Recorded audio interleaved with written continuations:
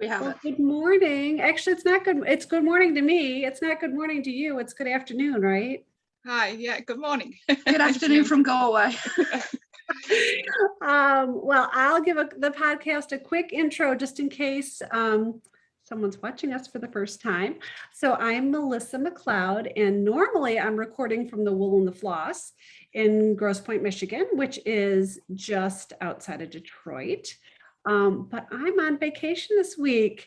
And so I'm at my lake house, which actually couldn't have been more perfect because I'm in one of our guest bedrooms. And if you can see behind me, it couldn't be a more perfect place to do this chat with you all.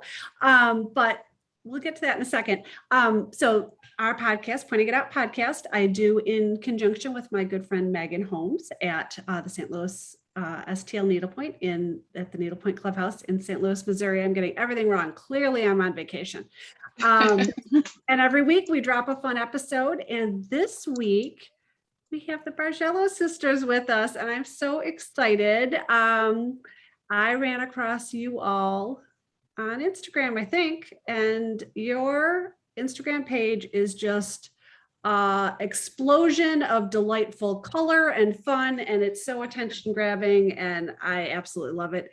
And the second I saw that you had a book out, I of course had to pre-order that, and I think I was one of the dummies who ordered it twice because of the different covers. So we'll cover that cover situation. Well, thank you.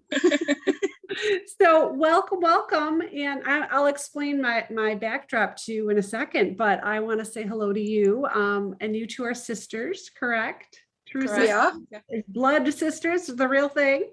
The real Absolutely. thing. Yeah. So who's who? So I'm Laura, and I'm the older sister who looks younger. And how much older are you, Laura? I'm 20 months older.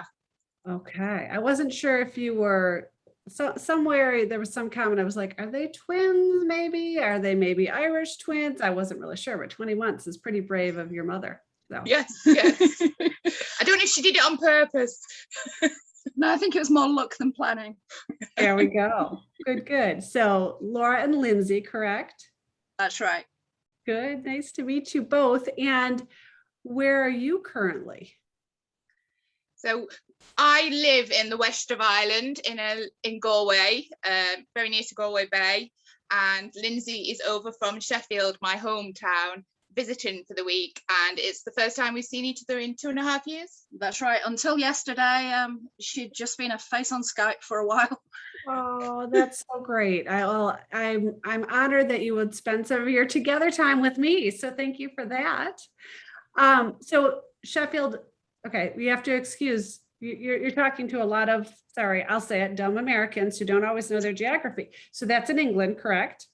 Sheffield's right in the middle of it, of Britain. It's in South Yorkshire, so it's pretty cold most of the time. And I guess your equivalent would be Pittsburgh because it's a city built on steel. Okay, good to know. And did you say that's like where you both grew up? Is that where Yeah. you're Yes. Yeah. Okay. And are there other Angell siblings? No, just the two of us. Okay. That's right. I think my mom was busy enough. I only have one sister as well. So yeah, I think that's a fairly small family in some ways, and to other people, I'm sure it's just what the norm is. So I am at my lake house, as I said, and I just feel a need to explain this because I was so excited when we bought this house, because it's a weird thing in Michigan. If you buy a summer home, a lot of times you just buy the whole kit and caboodle. Like you don't move in furniture, move out furniture. You just like buy the whole thing. Yeah, so okay. I bought this place from a woman who had passed away, and her daughter was selling the house. And I think she was in her 90s when she passed away. That I'm not totally sure, but her name was Ruby, which I think is just the cutest little name. Yeah, lovely name. And she stitched and stitched and stitched. So when we saw this house, I was like, this house is meant for me. It was totally meant for me. So we moved into this house, and you can see all the Bargello pillows back here. I was That's just what I've looking been at them. admiring. Yeah. Yeah. All the way through, I've been thinking that cushion on the end. Yeah. Oof. Yeah. I know, And there's Ruby a four-way in the middle. Yeah. Well, you know what? This is crazy. I need to show you guys a chair. Can I show you a chair? I don't know how well Please this- do. Yeah. So this chair was here. Can you get this up close enough? It matches the cushion. It's so beautiful. So beautiful. So I can't believe I'm holding up a cushion on Zoom, but I really always get excited by four-way Bargello. I know, it's beautiful. Oh, and yes, and it complements her other pillows. So normally it's a pillow a chair I'd be sitting at this desk, but I wanted to show you guys that chair because it's so cool. So yeah, so Ruby was a Bargello extraordinaire. So I'm sure these were all done in the 70s because that's when Bargello was all over the United States anyways. They've held together beautifully. Yeah, I mean, these all have been here forever. So yeah, and I started stitching in the 70s. So as we get into this, I'll show you a little piece of mine that I brought out too from when I was about 8 years old, I think. So anyway, so we've talked about all that sort of stuff. So tell us, oh, and you know what else I need to mention? This is the first time we've interviewed someone across the pond. So it's super exciting for a podcast. It's a noteworthy event too. So tell us about yourselves, your background, your education, what other professional careers you've had, how you ended up getting into Bargello, all those good stuff, all those good things. Well, we were both brought up in Sheffield, and then when I left school, I went to study fashion.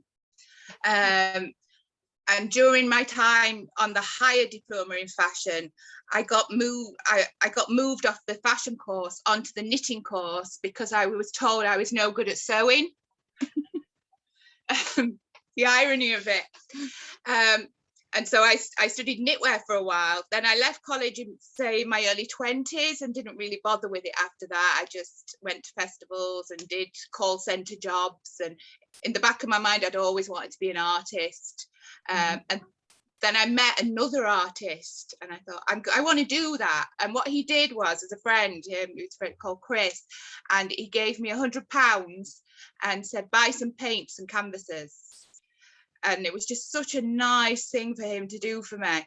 And eventually, I think I would do a little bit of, and then eventually I met a man from Ballyhornis, I always say, and that was the end of me. And I moved to Ireland. And there was an availability on the evening course for an art degree. They were short of people. So it was just fortuitous that I'd read the paper that week. And then I started doing a 6-year part-time fine art degree.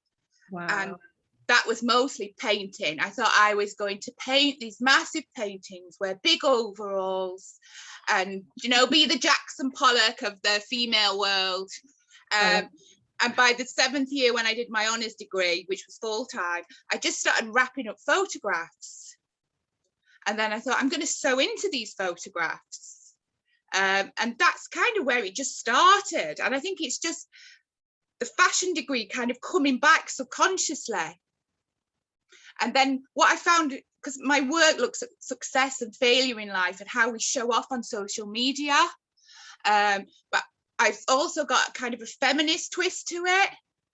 And I like the idea of using crafts that are described as women's work. And they're kind of put in this lower category. And what I want to do in my practice is elevate them to a fine art standard, because that's what they are. They're such beautiful crafts. And I was looking for sewing techniques, and I just came across a picture of some Bargello, and I thought that looks kind of easy enough to do with the straight lines. I couldn't find too much about it until I came across Elsa Williams' famous book that we love. We truly love. Yeah, and for some reason, the first piece I ever made was about 2 meters long.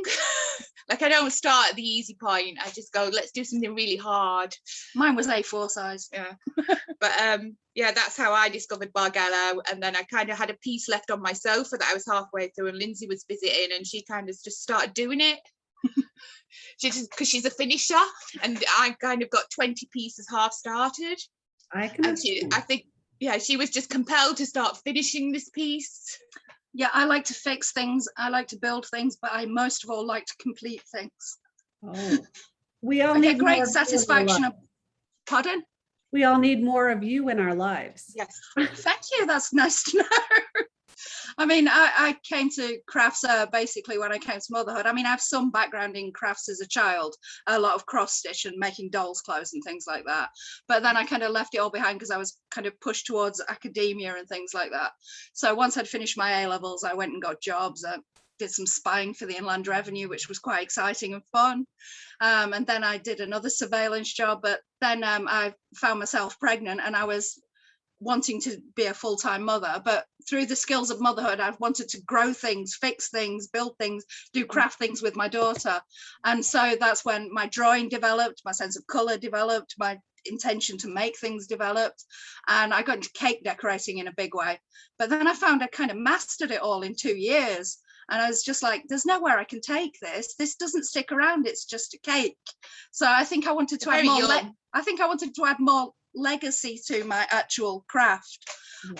So one day when I was visiting Laura, she was just like, yeah, this is this book, this is how you do this. So straight away I'd started with Bargello, and I just never put the needle down since. And that was only about 3.5 years ago. I'm very surprised at the speed with which we've just caught this and kept moving with it and kept developing. And I just want to own all the colors and put them all on the biggest boards possible. I love it. I love it. Well, great. So you said something interesting, Laura, that, so I don't know if you all are familiar with my shop at all. You probably wouldn't be, but we also not only do sell knitting supplies, we sell, needlepoint supplies, we sell knitting supplies. So as I was looking through some of the things on your site and doing some background for this interview, I was like, they must have been knitters or crocheters before they did Bargello, because you tend to talk about owning yarn, like true hanks of yarn. You've knitted for a while. As opposed to little skeins of needlepoint yarn. Oh, no. It tends to be smaller. So it's exciting to me because there's a whole new world for my knitters out there. They could dabble into this little Bargello world and use their knitting yarn. And mix them up. Yeah. I machine knit mostly. For my sculpture work, I make huge knitted totems. And then during COVID, because we were in lockdown here, my friend gave me a 5-minute lesson on crochet. Then I watched a few crochet videos, making granny squares, and I just kind of taught myself to crochet because I kind of always need to be doing something. I can't stop. Even when I leave the studio here, I then go home and do my sofa work. Right. Which is either a piece of Bargello or crochet. She literally taught me to crochet this morning. I love it. Yeah. So the crochet works great with the Bargello as well, and the machine knitting, and you can kind of put all the pieces and just mix it up together. You don't really have to stick to one thing. Yeah, because colour and form is the most exciting part of what we do. Yeah. And the reason we prefer yarn to skeins is just that it's less expensive for a start, so it's more accessible to people, and just the choice of color is much more varied, say in acrylic yarn, because you can get the neons and the bright colors and the glittery lurex colors, which we love. And it's also pleasing to feel the different textures of different wools, and sometimes you're using a pure wool, sometimes you're using some kind of acrylic, sometimes you're using a hand spun, and it's nice to feel different textures and not always have the same things on your hands, because half of what we do is about mindfulness and the touch and the feel and sewing certain colors and how they make you feel. I mean, for instance, I always love to sew in yellow and orange because they make me feel happy. Right. Well, and I think in general for most of our audience has come from a classic needlepoint world. And I think what's caused it to kind of blow up the last couple of years are we've all been in lockdown in some way, shape, or form. And B, it's not when I first started stitching, we had pattern iron wool. And then it was really exciting when DMC Pearl Cotton came out, because it was a whole new realm of colors. But now, at least in the true needlepoint world, we have kind of the smaller versions of everything you were talking about, Laura, like all sorts of sparkles and shines and, I think there is movement now. in the bright colors coming out, because we've slowly noticed that people are introducing lines of neons and things like that. Oh, yeah. And it's a little more it's a bit more exciting. So if you are a purist and you're really interested in tapestry walls, because let's face it, they do sit beautifully on a canvas, then at least that's coming our way. And hopefully we've had some influence in bringing that to the market, and just in terms of exploring the colors. Yeah, if you can afford all that stuff, that's great, but a lot of people can't. And even the canvases you use, it's very expensive, mono canvas. There is no doubt. And it's not that easy to get hold of either. Especially post-Brexit. I have a lot of, I shouldn't say a lot, I have a number of European customers, because your accessibility is very different from the States. In the States, we can get mono canvas very easily, and we can get American style needlepoint very easily, but obviously that's because we're here and you're there. Yeah. Great distribution network. Send it over. Which is ironic, because the canvas, of course, comes from Germany. Yeah. But we can get it easier here than you can get it there, which is apparently there's a real problem getting hold of it in Holland, which is just next door to Germany, which is bizarre. I mean, they're both in the sort of European market and everything. Right. I cannot understand it. But when our book came to be published, it's going through translation into Dutch at the moment, and they were, look, how on earth do we get hold of that stuff in the Netherlands? It's like, but Germany's just next door. How can there be a problem? So I had to track it down for a minute. It's fine now. So since you brought up your book, let's talk, and then I think we need to back into maybe the order of things that you present in your book, because then we can talk about actually how to do Bargello, which I think is super important. But you started your Instagram account, I think I figured out, in February of 2019. Is that right? Yeah, that's right.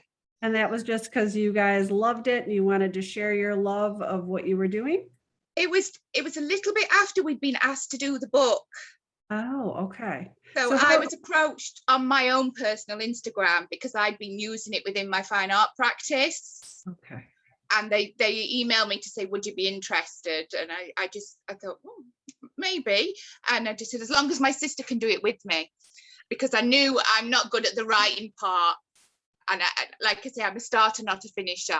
So I knew she could tick all the boxes afterwards and go through it with a fine tooth comb. Whereas I'm just like, just bang it out there. And also edit it. Yeah. And I thoroughly enjoy editing. Yeah. She even used to correct my letters that I wrote to her when we were at college.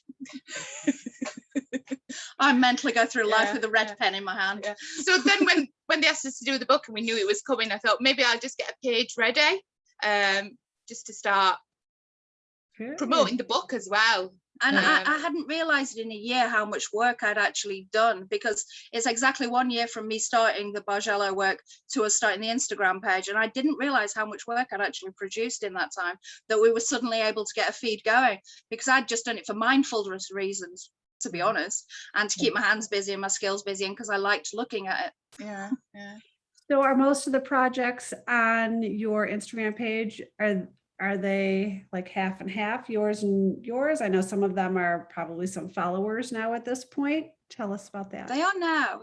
Since the book came out, we've been keen to show other people's work, because they enjoy it and we really enjoy it. I mean, it's so inspiring for us to just know that people have enjoyed the book and actually been able to follow the instructions, so we did it right. And that's really, really a lovely legacy to have just left something on the world in that way, that's bringing joy into people's lives, and for them to be happy to show their work and feel confident about that, and for them to get maybe a few more likes than they would have got on their own page. So, and we've met people from all over the world doing this. I have friends in Chile and Argentina. I get messages all the time, and it's just really nice, because we're not doing it for business. Like, there's not a lot of profit to be made in writing a how-to book or anything. I understand. Yes. Yeah. it's just about fun and encouraging it and getting more people to do it and see where that takes you, and just to be creative and not pretentious about it, and just have fun with it and help your mind relax. And well, initially it was our relationship as well, because eventually you do run out of things to say, even to your own sibling on Messenger, about Yeah, my daughter did this. Oh, I've had to go to the shop for this. Very dull stuff. So to have something to discuss that we were both passionate about, we send each other inspirational pictures, or we suddenly send a message of like, oh, you will not believe this color of wool I have just found. Look, I just spent all this money on wool. But it's been a great bonding experience to having a passion in or if common. I've sewn an outline and I can't find the mistake, I'll just message it to Lynsey, go find my mistake. And then she'll come back 1 minute later with a ring round it. There's your mistake. Oh, I've just been sat here 2 hours trying to find that. And I love it. Yes. She's the left brain and you're the right brain. Is that the way it works, or the other way around? Probably. I get it. Shoot, you said something that I was going to ask you. Shoot. Okay, so on your projects are like half and half on your page on the Mostly, whole? I think Lynsey does a little bit more on there because obviously my fine art practice takes up a lot of my time. She's often distracted by the knitting machine as well as the needle. Yeah, and the crochet, and obviously my new kitten is taking over the page a little bit at the moment. And we will get to that for sure. I'm interested in hearing about that. But tell us a little bit about the history of Bargello, because my history goes back to 1970, but I think it goes back a lot farther than that. Yeah. From what I could gather, there's some beautiful legend of some Hungarian princess marrying into some Italian count or something or other in the Bargello part of Italy, and the stitch comes from chairs that were made for their marriage, and that's where the legend comes from, and it's a medieval kind of needlepoint technique, and you can see really old houses with them really finely stitched, because I mean I think it was mostly in silks back then rather than in yarns, so obviously things have moved on, but there are the most amazing things from there. But I like the romance of the story. Absolutely. But it's been hard to find out anything from the mid period of where it moved and suddenly had the revival in the 70s, and I can only, I guess, credit people like Elsa and Joyce for that. Right. Well, I think things like that come in and out of fashion, don't they? Like macrame's back in. Oh yeah, macrame's big now, yeah, and where it was big in the 70s. And sorry, I was translating that. It's macrame to the US listeners. I was like, wait, what are they talking about? So, well, I started stitching in the 70s when I was about 7 years old, and this is my second project I ever did. Isn't it cute? So I worked with a lady who actually still, she's in her 80s and she still does counted needlepoint. And so I remember her saying to me, well, what do you want to do? So she just drew the farmer and drew the sun and drew this. And then we filled in with these awesome Bargello stitches. So it was really fun. I particularly love the damask in the top corner in those blues. That's really nice. Yeah. It's so accessible for someone to do of any age. I've particularly done it with the teenage girls as well. And you can just pick it up very quickly. I was 8. So, and especially if it's, I've always been very mathematical, and I feel like Bargello is very mathematical. I mean, you count and you know how to do it. Like, it's not that hard, right? That's actually something we're moving into today. We released some kits with Appleton's wools, and 2 of those kits are aimed at younger people. They come with an instructional video as well as thorough instructions, and they're aimed at getting younger people started, because it's basically counting and repetition and building with color. So we actually are introducing mini kits with an idea of young learners and starting new crafts, and the mindfulness and the dexterity of it. So 2 of the kits are particularly angled towards younger sewers and people who've come back to it. And you just made me kind of go ding, ding, ding, because my kids went to Montessori schools, and they start very young with a needle, and that leads them towards good handwriting, which maybe my daughter missed that chapter because her handwriting's atrocious. Sorry, Kaylee, if you're listening. Yeah, my daughter's handwriting also. But it is. They're going to be doctors. It leads to the fine motor skills, which is great. So I do have a copy of your book here. As I said, I think this is my second copy because I'm a dum-dum. So. You also have that one. And do you have the one with the chair on it? At home. Yes. Yeah. Okay. So the one that I think is more widely distributed in the US has a much more neutral cover. Yeah. It has a chair over here, and it's at my house at home. But I love this cover because I love color. Like I mean, everything behind me is blue and white and greens, but all these bright colors are so attractive to me.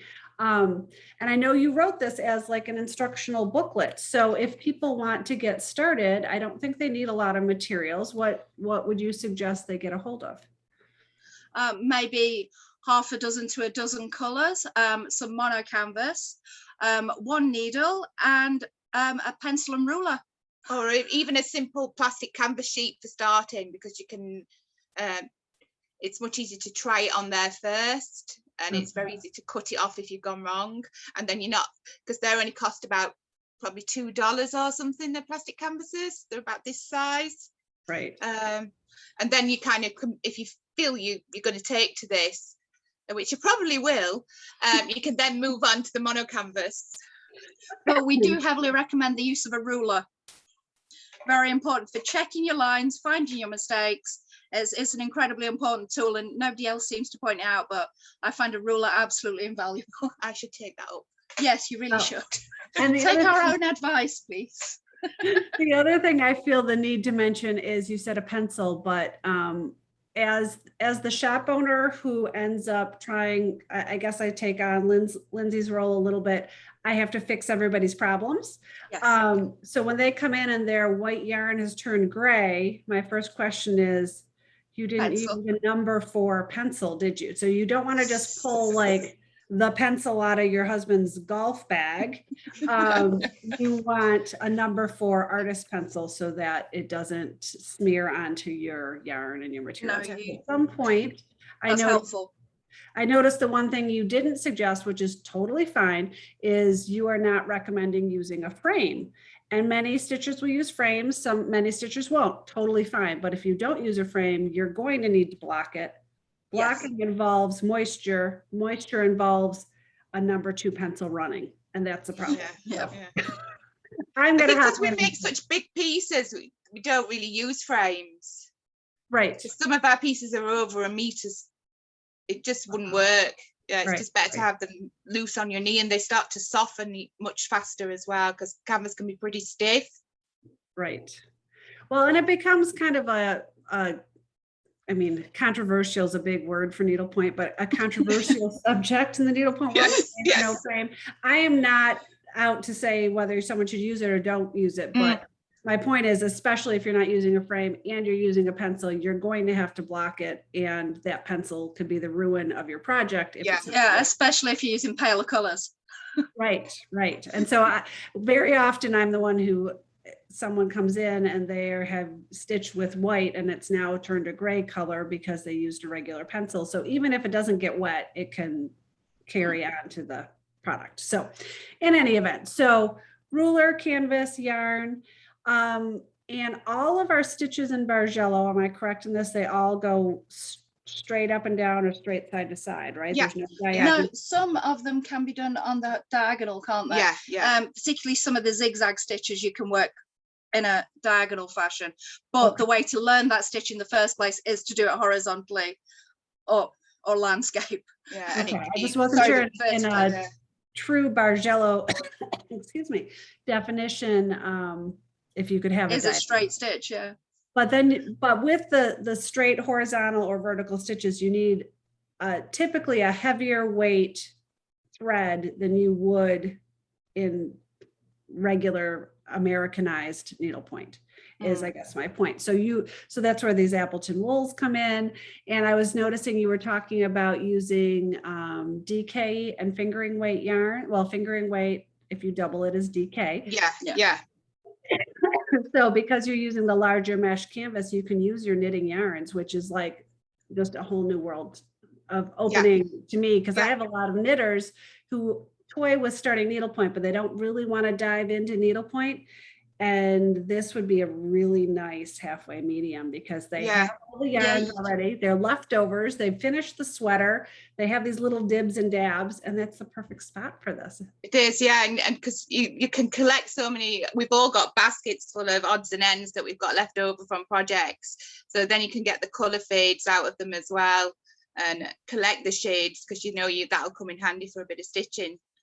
Right. Well, and right. also with some fades, you're only basically using 2 small pieces of yarn. I mean, that one, for instance, that's just one straight line in one color, and it just keeps the fade going. It's like 205 color.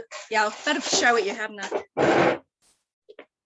And I find the hardest part about Bargello is putting that first line in, and then after that it's easy, right?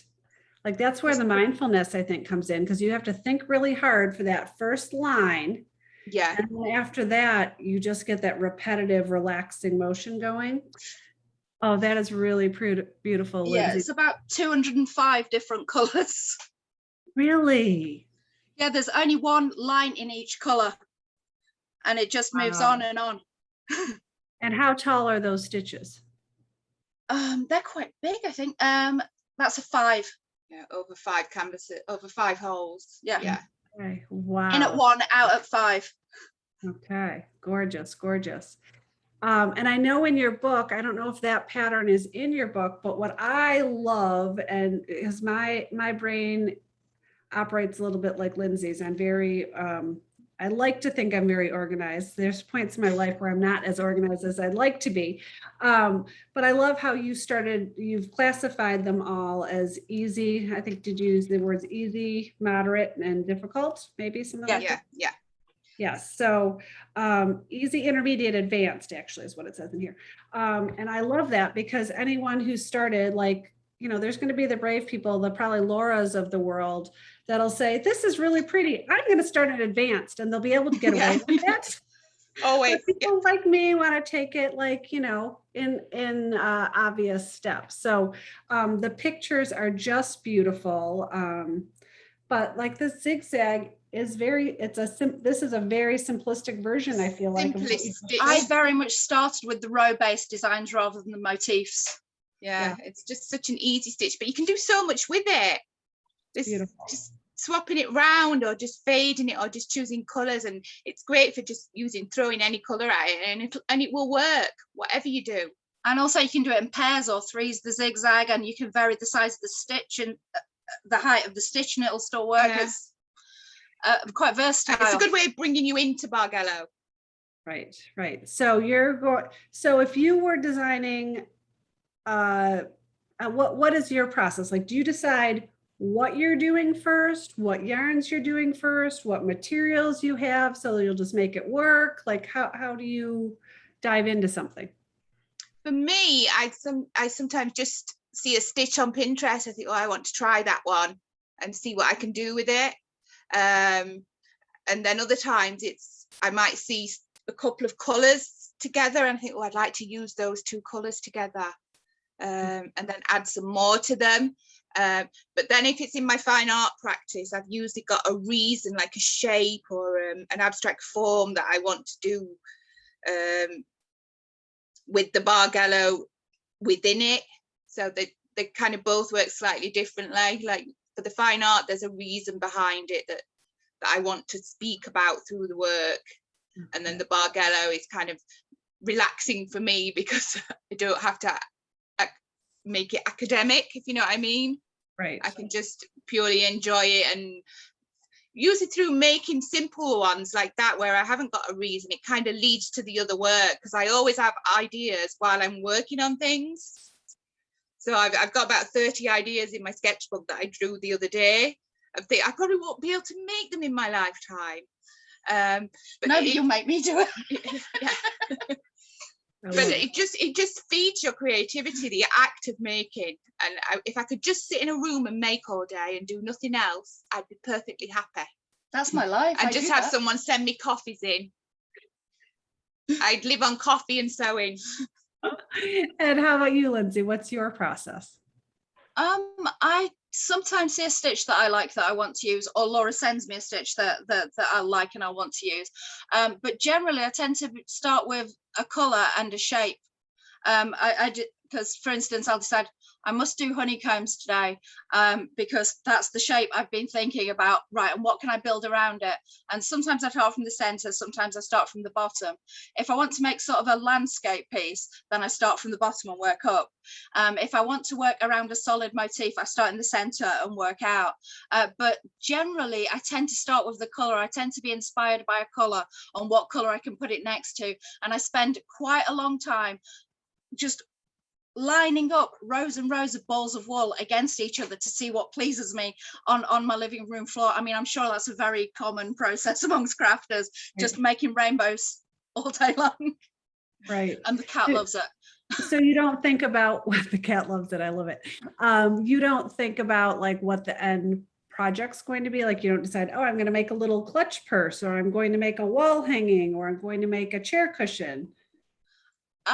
No, sometimes it depends on what size piece of monocanvas I found in my scrapbook bag. Okay. And I'm like, I must use this up. That would be the economical thing to do.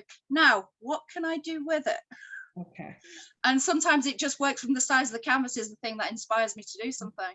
Okay. And I have tried making a clutch purse, but if anyone could possibly give me advice on how I'm supposed to get good at putting the inside the rim on the clasp, I can't seem to get the material to stay in. I've had one in my work bag for about 9 months now, and I am dying to work out how to do it. And YouTube tutorial did not help. Well, and I wish I could help you. We, being a shop owner, I have people that I hire to do all the finishing. Like I do a ton of stitching, but I've actually only ever finished one item on my own. Like, you know, I've finished stitching many canvases, but to put them into their finished object, I've only done that really once, and it was my results were not good. So I pay other people to do that. So I'm fine with upholstery, but the little fiddly one, it's still bothering me that I haven't completed it. Well, I have a friend that might be able to help you, so I'll hook you two up. Phew, that would really help me out. Yes. So I know we've talked a little bit about the book. The book has been out, I think, for about 4 months in the US. Does that sound about right? I think it's about a year. I'm sure it came out last summer.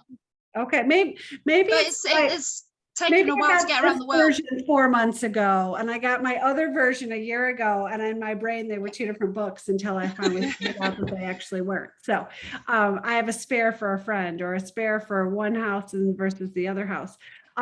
The other thing I wanted to mention, what I love about Bargello is how fast it is compared to other needlepoint. So Yes. for much of our listeners, they've only done traditional needlepoint, which you work on the diagonal over one intersection. So those are very little tiny fiddly stitches. And it's very relaxing. I do it all the time. I love it. Yeah. But it can take you, months to finish a large canvas for sure. And then suddenly you said that other piece, you were going over 5 canvas threads. Mm-hmm. Well, it's not all about the race to the finish, but come on, it's very satisfying to finish quickly. Yeah, it just is. To see results and how something's going to look. And I think because I'm a self-employed artist, I'm very aware I have to keep producing work. So it can't be too slow.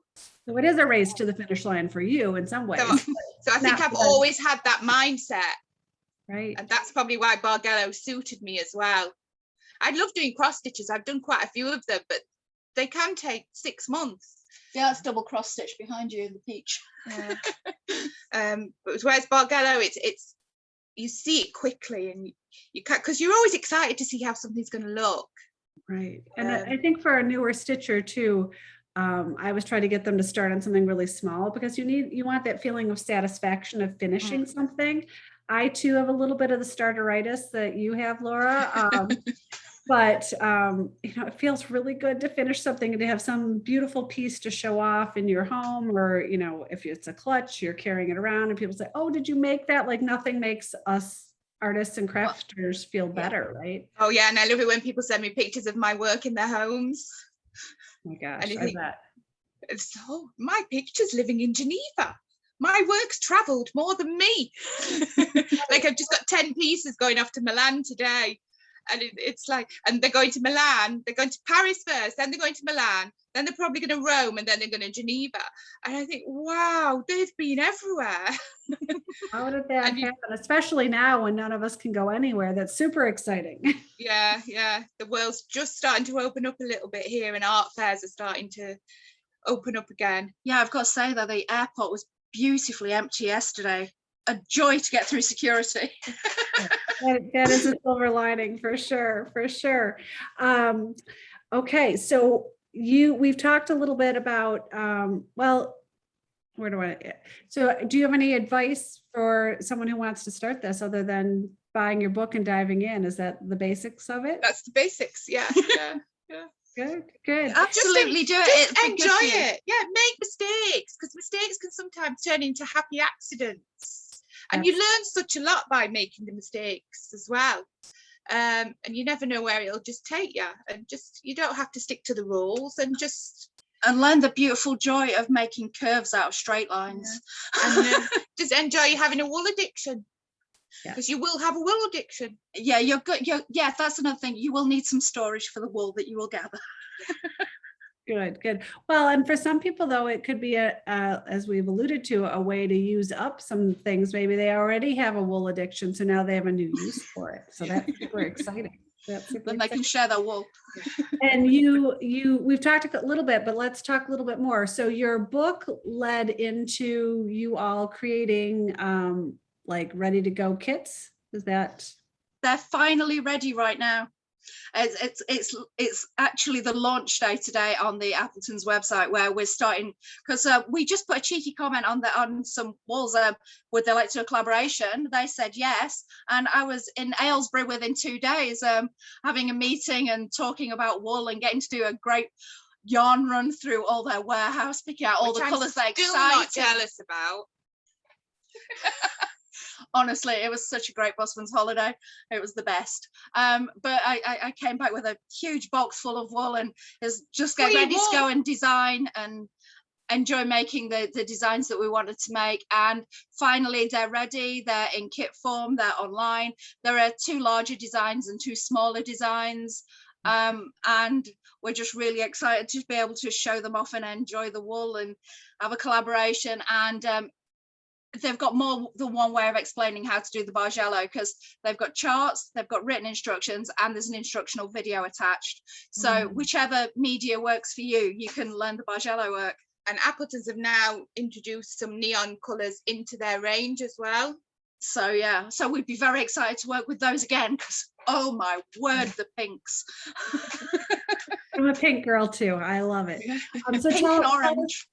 So what's the kit? You have instructions, canvas. What else? Yeah. Needle. Obviously the threads. And the incredibly British important. wool. The British wool. Yeah. It is pure British wool. And it's basically just a set of needle instructions, mono canvas, the charts in there, and it has a QR code, which is what links to the video. Nice. So if you do want to just have a taster, you could try the mini kit. Whereas the large one is made to either frame as a large canvas or as a cushion. But the small kits, I've included in the video various design ideas of what you might want to do with the things the small kit makes. Things like making mobiles, making pin cushions, or stitching it as a patch onto your favorite jacket, and that kind of thing, or onto your bag, or you could make it into a little charm that hangs on your bag. So I've given various ideas at the end of the video about things you can actually do with the work to show it off or share it. So are you the star in the video, Lynsey? No. The Bargello is absolutely the star of the video. But you're in it. I love it. She did it and made it. I made the videos. I'm more Spielberg than in front of camera.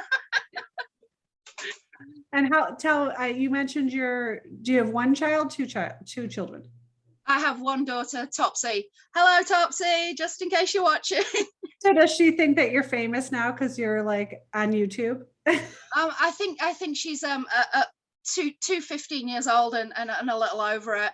I mean, her father's been minorly famous longer than I have, so like she's kind of blasé about it because he's a musician. Oh, well, yeah, the needlepoint and the Bargello probably doesn't win over music. Sorry. Oh, He's well. not written a book though. Well, there you go. There you go. I love it. So these kits are coming out. Anything else? I mean, that's super exciting. Is there a next chapter that you all are aware of, or where you want to head with this, or is it just whatever comes your way? Bigger, brighter, bolder, more. Yeah. We might start going into doing our own stitch kits, but we want to kind of do them kind of the big things that we do and the kind of slightly more complex pieces. Okay. And it's when we have time, we maybe think about doing it. Yeah, and I would love a crack at another book sometime. That would be wonderful if we could extend and bring more stitches to people and more designs. It would be lovely to do that, especially the fused designs that we do where one stitch goes into another and things. Right. That would be excited to show that.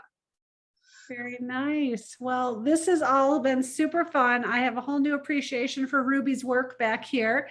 And it's been really fun to spend time with you both. Anything we you. missed that you want to share, or do you think we covered it? Mostly, I love your dress, by the way. Oh, well, thank you. Beautiful. I was just glad that I had something appropriate for the camera at the cottage, because many times all I have are bathing suits and swim cover-ups. So We'll be in those later. good. Well, I hope you two have a great time with your time together. I think it's so sad you haven't seen each other in so long. So enjoy But it's it. happy that we made it. Yeah. And she's actually got good weather in Ireland. First time ever. It's actually sunny here. Good. Good. Well, you enjoy it. And thank you for spending time with me. If anyone has joined us for the first time, please hit subscribe. That helps other people find our channel on YouTube and share all this stitchy love with all the other people that want to know about it. So we appreciate that. So everyone have a great week. And thank you again, Laura and Lynsey. It's been a pleasure. Thank you. Thank you. Bye. Bye.